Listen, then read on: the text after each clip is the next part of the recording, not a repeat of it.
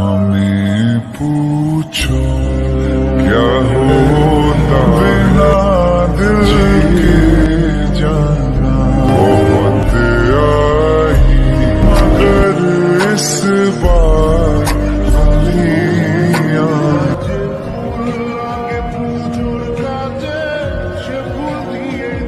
ভিডিওর মধ্যে আপনারা সবাই দেখতে পাচ্ছেন যে কিভাবে রামিসাকে নিয়ে যাচ্ছিল সোহেল রানা, কিন্তু এখন সম্পূর্ণ ঘটনাটি জেনে নেব রামিসার বাবার মুখ থেকে। চলুন রামিসার বাবা কোন সত্য গোপন ঘটনাটি খুলে বলে। আর কোনো মার যেন বুক খালি না হয়, আর কোনো ভাইয়ের যেন ভাই না হারায়, আমি এইটাই চাই।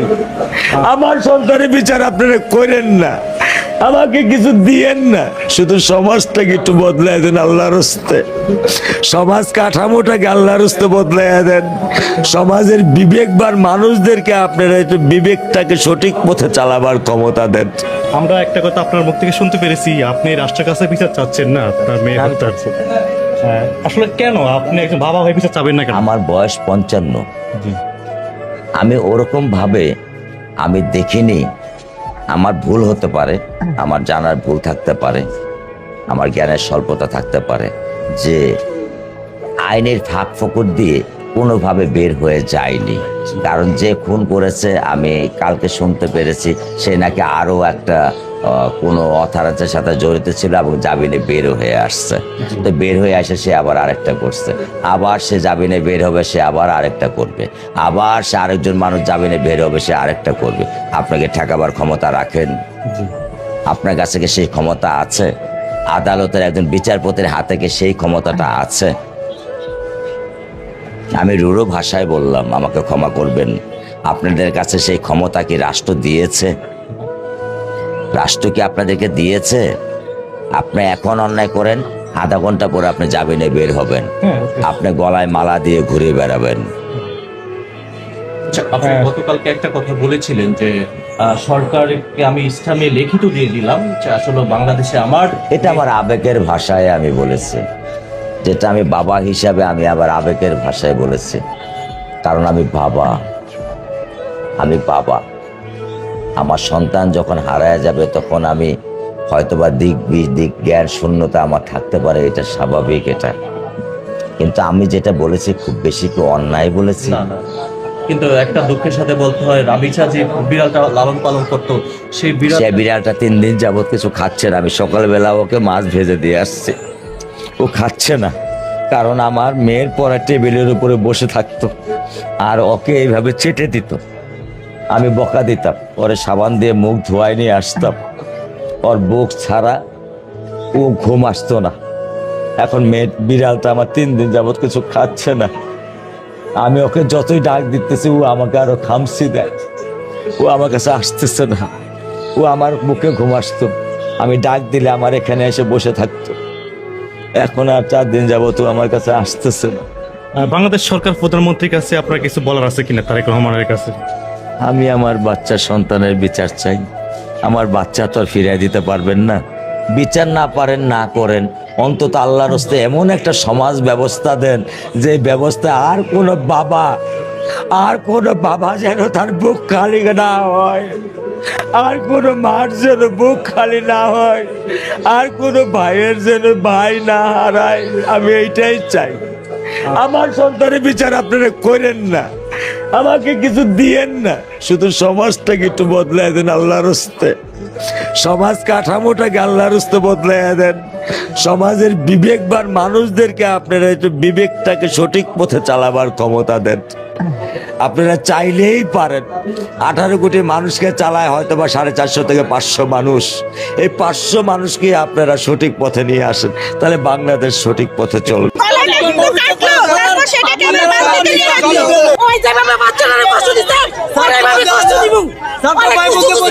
যেটা ওর সাথে হয়েছে আমরা চাই ওটা ওনাদের দুজনের সাথে হোক। এখন মারা চিন্তা করলো যে বাইরে একটা দিতে, তাহলে ভিতরে আমার মেয়ে এলো। পিস করে প্যাকেট করতে চাইছিল, প্যাকেট করা হয় মনে করেন এক জায়গায় হালানোর ওর প্ল্যান। ওর হাতে দাঁতের কামড় পাইছে। এই যে সোহেল রানা, এই সোহেল রানা তো নাটোরেও এরকম জেল খাইটে আসছে, 6 মাস জেল খাইটার এক ঢাকা আসছে।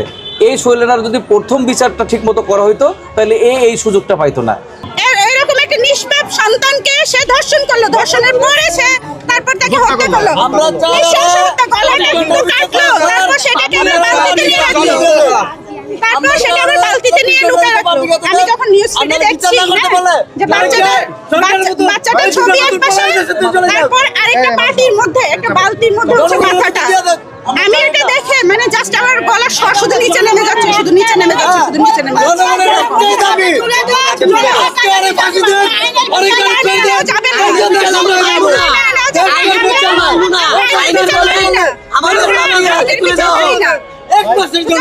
আইনের বিচার আমরা মানি না, আমরা নিজেরা জনগণ বিচার করতে। আগে র্যাব প্রশাসন দেখলে মানুষ থরথরে কাঁপছে, আর এখন প্রশাসন দেখলে মানুষ আরে সামনে কেন? এই সাহসটা কারা দিল? সরকার দিল। সরকার বিচার না করতে পারলে দেশে তো পালাক। জনগণের কাছে ছেড়ে দেখ দেশ, জনগণের কাছে দেশ ছেড়ে দেখ। সরকার দেশ না চালাতে পারলে ও কেন আছে দেশে? আজকের মেয়ের যার সাথে যদি হতো, আজকে একটা এসপির মেয়ের সাথে যদি হতো, আর আজকে 10 জনকারীর খুন রাজারির একজনকে হত্যা করলো, আজকের এখন কোনো খবর পত্র হচ্ছে না। কি হচ্ছে? তাহলে ওরা এটা নিয়ে রাজধানী ওই যে আপনার এই রাজনীতি করবে কেন? কি অপরাধ? কি অপরাধ ছিল? হ্যাঁ, আজকে আমার মেয়ের সাথে হতো, আজকে ওর সাথে হচ্ছে, কালকে সাহস পাবে আরেকজন। ওরে করসপার দিয়ে দেখ, আজকে ওরে করসপার দিব, কালকে দেশ হয়ে যাবো। আজকে ওরে ফাঁসি দেখ, উকিল 2 লাখ টাকা দিব আর জামিন করে দিব। আই আবার করবে, আমি করসপার সবার আগের মতো ওর বিচার করবে, 16 কোটি মানুষের বিচার করবে। ওর বিচার কোন আদালত করবে না, ওর বিচার রাজপথ হবে। আমাদের হাতে তুলে দেন, আরে আমাদের হাতে তুলে দেন। ওই যেভাবে বাচ্চাদের কষ্ট দিতে, ওর এইভাবে কষ্ট দিব। ওই এখনো কিভাবে বসে আছে জেলে? ওই কিভাবে এখনো জেলে বসে আছে? ওরে রাস্তায় চাই, ওরে রাজপথে চাই, ওরে এখানে চাই, রাজপথে চাই। 16 কোটি মানুষ বিচার করবে, ওরে রাজপথে চাই। ওই এখনো জেলে কেন বসে আছে? সরকার কি করে? ওই কিভাবে ভাত খাইতেছে এখনো জেলে বসে? ওরে রাজপথে চাই, ওরে রাজপথে চাই, ওরে রাজপথে চাই। ভাই মেয়েটাকে মনে করেন মুখ চেপা ধরা ওর ঘরে নেওয়া হয়েছে। আপনার মেয়েটার একটা জুতা মনে করেন ওর গেটের বাইরে। আপনার মা বাজার থেকে যখন বাসায় ঢুকছে, ওর মেয়ের উনি পাইতেছে না, বুঝছেন? এখন খুঁজতে খুঁজতে দেখে ও গেটের সামনে একটা জুতা। এখন মারা চিন্তা করলো যে বাইরে একটা জুতা, তাহলে ভিতরে আমার মেয়ে এলো। এখন গেটটা বাইরে শুরু করছে। এখন হয় কি করছে, হয়তো জবাব গলা গাইটটা দিছে, গাইটটা এরপরে মনে করেন বালতির ভিতরে রাখছে। এরপরে মনে করেন হাত কাটছে, হাত কাটার পর মনে করেন পিস করে প্যাকেট করতে চাইছিল। প্যাকেট করা হয় মনে করেন এক জায়গায় হালানোর ওর প্ল্যান ছিল, ওর প্ল্যানটা এটাই ছিল। এরপরে মনে করেন মা যেসব গেটটা বাড়িয়ে দিছে, এরপরে মনে করেন হয় গ্রিল ওদিকটা কাইটটা, এরপরে নাইম্মা 3 তলাতে গ্রিল কাইটটা ওই গলিতে নাইম্মা এই টেলার্সের গলিতে আপনার বাইরে হয়ে গেছে, চলে গেছে গা। এরপরে ওর বউরে পাইছে, ওর বউর হাতে দাঁতের কামড় পাইছে। বাচ্চার জন্য মনে করেন আপনার কামড় দিছে, অনেক কিছু করছে। ওর যতটা চেষ্টা ওর জীবন নিয়ে হয় অতটুকু করছে ভাই, কিন্তু বাচ্চাটা বাঁচতে পারে নাই। আর ওর বউ ওর লগে জড়িত ভাই এই কাজে। ওর আরেকটা মামলা আছে, এটা হইলো আপনার দেশে ওর যে জায়গাতে ধরছে ওই জায়গায় এরকম আরেকটা মামলা আছে, এই নির্যাতন মামলাই। আর আমি সরকারের কাছে এটাই অনুরোধ যে আসামিকে জনগণের হাতে দেওয়া হোক, এটাই আমি চাই আমাদের সরকারের কাছে। আর কোনো কিছু চাই না। 3 দিন হয়ে গেছে, ওকে আঙ্গুর সামনেও আনে নাই, ওর বউ এদিক থেকে নিয়ে গেছে। কিন্তু অনেক হাজার পাবলিক ছিল যেদিনকে নিয়ে গেছে ওর বউরে। প্রথম দিন কেউ কিছু করতে পারে না। ওর বউরে মনে করে পুলিশ আরামসে বাইক করে নিয়ে গেছে থানায়। ওর বউ ছিল লগে ভাই, ওর বউ মনে করেন এই কাজে দেশে বলে এই কাজে জড়িত ছিল। ওর মনে করেন বউ থাকার পরও একটা শিশু বাচ্চা তাকে মনে করেন নির্যাতন কইরা এরপরে মনে করেন ওর জবা করছে, জবা করে মনে করেন চোখের তলে ঢুকে রাখছে, পুরো রক্তে মনে করেন পুরো ঘর ভরা। আমি থাকবো কেমনে? আমি কেমনে আমার কলজা টুকরা ছাড়া আমি থাকবো?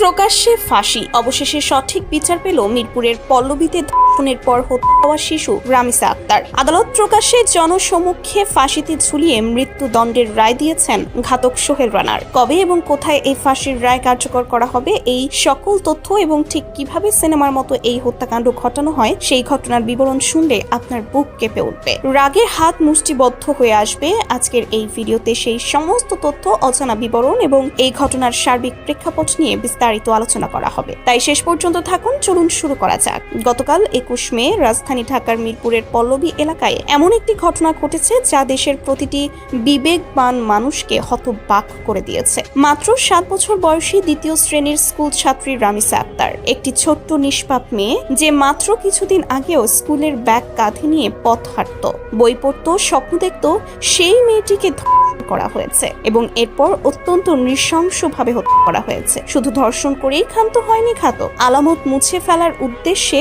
সেই ছোট্ট শিশুর গলা হত্যা করা হয়েছে। এই ঘটনা কোনো সাধারণ অপরাধ নয়, এটি একটি পরিকল্পিত ঠান্ডা মাথার বর্বরতা যা মানুষের পক্ষে করা সম্ভব বলে বিশ্বাস করাই কষ্টকর।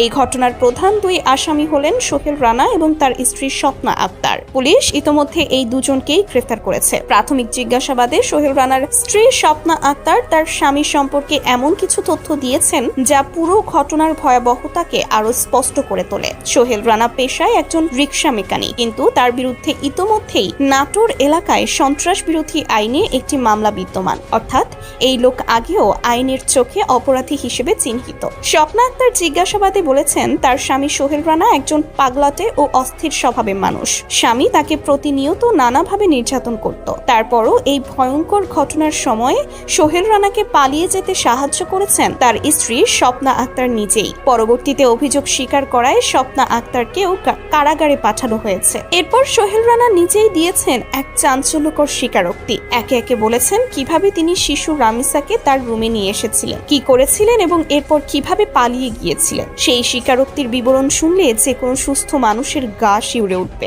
রামিসার বাবা মা সেই সময় বাসায় ছিলেন না। তাদের অনুপস্থিতির সুযোগ নিয়ে ঘাতক সোহেল রানা জোর করে ছোট্ট রামিসাকে তার নিজের রুমে নিয়ে যায়। এরপর সেই 7 বছরের নিষ্পাপ শিশুটির সঙ্গে সে নিপীড়ন করে। এই কথাগুলো আমি কিভাবে কোন ভাষায় বলবো তা বুঝাতে পারছি না, কারণ এই মেয়েটি জানতোই না সেক্স কি, বুঝতো না শারীরিক নিপীড়ন কাকে বলে। সে শুধু জানতো মাঠে খেলতে যেতে, মায়ের কোলে ঘুমাতে। অথচ সেই মুহূর্তে সে কতটা যন্ত্রণা পাচ্ছিল, কতটা ভয় পাচ্ছিল তা ভাষায় প্রকাশ করা সম্ভব নয়। হয়তো সে চিৎকার করতে পারছিল না, কিন্তু মনে মনে হয়তো একটাই আশা ছিল কেউ একজন এসে তাকে উদ্ধার করবে, কিন্তু কেউ আসেনি। একসময় সেই ভয়াবহ নির্যাতনের মাঝে রামিসা অজ্ঞান হয়ে যায়। এরপর ঘাতক সোহেল রানা তাকে টয়লেটে নিয়ে যায় এবং প্রথমে গলা ধরে শ্বাসরোধ করে এবং হত্যার চেষ্টা করে। যখন রামিসা মারা যায় তখন আলামত নষ্ট করার উদ্দেশ্যে সে নিষ্ঠুরভাবে রামিসার গলা এবং হাত শরীর থেকে বিচ্ছিন্ন করে দেয়। শুধু তাই নয়,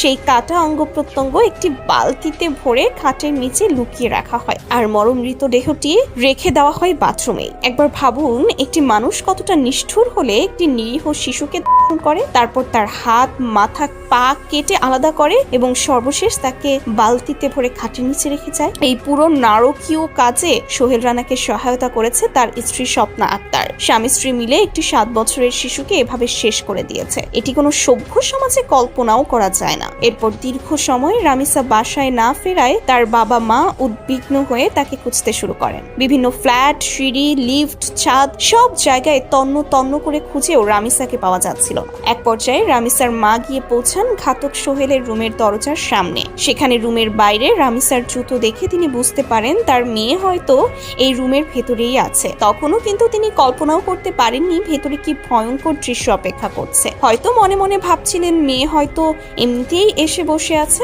দরজায় কড়া নাড়লেন, কোনো সাড়া নেই, কেউ দরজা খুলল না। ঠিক সেই মুহূর্তে ঘাতক সোহেল রানা ঘরের জানালা দিয়ে পালাচ্ছিল আর ভেতর থেকে তাকে পুরোপুরি সহায়তা করছিল তার স্ত্রী স্বপ্না আক্তার। পরে দরজা খুলতেই রামিসার বাবা মা রুমে প্রবেশ করেন এবং গিয়ে দেখেন তাদের আদরের মেয়ের ছিন্ন ভিন্ন পড়ে আছে টয়লেটে এবং খাটের নিচে। এর পরের দৃশ্য পুরো দেশ গণমাধ্যমে দেখেছে। রামিসার বাবার কান্না, তার মায়ের আহাজারি যেন থামছেই না। একমাত্র কলিজার টুকরো মেয়েকে এইভাবে হারিয়ে রামিসার বাবা একরকম পাগল হয়ে গেছেন। কোনোভাবেই মানতে পারছেন না যে তার মেয়ে আর এই দুনিয়াতে নেই। একজন বাবার পক্ষে নিজের মেয়ের এমন ছিন্ন ভিন্ন দেহ নিজের চোখে দেখা কতটা যন্ত্রণার তা আমরা কিছুটা হলেও অনুভব করতে পারছি। ইতিমধ্যে বাংলাদেশের প্রতিটি গণমাধ্যম এবং প্রতিটি সেলিব্রিটি এই ঘটনা নিয়ে মুখ খুলেছেন। দেশের প্রতিটি সাধারণ মানুষের একটাই দাবি, 48 ঘন্টার মধ্যে ঘাতক সোহেল রানাকে প্রকাশ্যে ফাঁসি দিতে হবে। যেহেতু সোহেল রানা নিজেই স্বীকারোক্তিতে বলেছেন তিনি এই হত্যাকাণ্ড ঘটিয়েছেন, তাহলে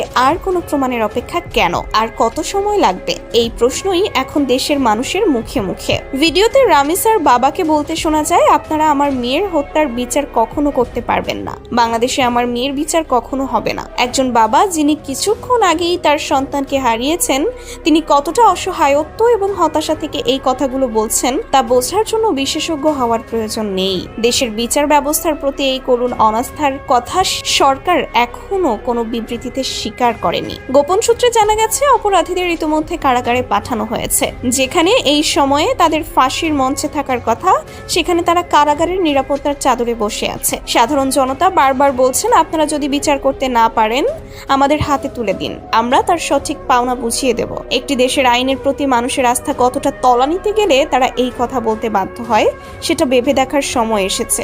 শুধু এই একটি ঘটনা নয়, গত 24 ঘন্টায় সারা দেশে আরো 4টি শিশু ধর্ষণের ঘটনা এবং একজনকে হত্যার ঘটনা গণমাধ্যমে উঠে এসেছে। এই মাসের মধ্যে কমপক্ষে 10 জন শিশু ধর্ষণের খবর ইতিমধ্যে প্রকাশ পেয়েছে। অথচ এই ঘটনাগুলোর একটিরও বিচারের খবর গণমাধ্যমে নেই। কোনো অপরাধীর শাস্তির খবর নেই। তাহলে এই অপরাধ বন্ধ হবে কিভাবে? অপরাধী জানে সে যাই করুক সর্বোচ্চ 2 থেকে 3 বছরের জেল হবে, এর বেশি কিছু না। কিন্তু এই ধরনের জঘন্য অপরাধের সর্বনিম্ন শাস্তি হওয়া উচিত প্রকাশ্যে ফাঁসি বা অন্য কোনো উপায়ে মৃত্যুদণ্ড। তাহলেই হয়তো দেশের ছোট মেয়েগুলো, আমাদের ছোট বোনগুলো একটু নিরাপদে বাঁচতে পারবে। কিন্তু দুঃখজনক হলো, সরকার বা সরকারের কোনো উচ্চ পর্যায়ের ব্যক্তিত্বের কাছ থেকে এ বিষয়ে কোনো কার্যকর বিবৃতি এখনো পাওয়া যায়নি। বাংলাদেশের জনপ্রিয় আইনজীবী মিথুন সাহা এই মামলা প্রসঙ্গে বলেছেন, এই মামলায় আসামির পক্ষে কোনো আইনজীবী লড়বেন না এবং যদি কোনো আইনজীবী তার পক্ষ নিয়ে মামলা লড়তে আসেন তার বিরুদ্ধেও প্রতিবাদ করা হবে। বাংলাদেশের প্রতিটি সেলিব্রিটি, প্রতিটি অভিনেতা, প্রতিটি সাধারণ মানুষের একটাই চাওয়া, একটাই দাবি, 48 ঘন্টার মধ্যে এই বিচারের রায় দিতে হবে এবং সর্বনিম্ন শাস্তি হতে হবে মৃত্যুদণ্ড। তবে দেখা যাক শেষ পর্যন্ত কি হয়। এ বিষয়ে আপনার কি মনে হয়? রামিসা কি তার সঠিক বিচার পাবে? আপনার মতামত আমাদের কমেন্টে জানিয়ে দিন। আমাদের পরবর্তী খবরগুলো মিস না করতে চাইলে এখনই আমাদের ইউটিউব চ্যানেলটি সাবস্ক্রাইব করুন এবং ফেসবুক পেজটি ফলো করুন। ধন্যবাদ সবাইকে। আমি কিছুই চাই না, আমি বিচার আপনারা করতে পারবেন না। আপনি আমার দুঃখ কি বুঝবেন?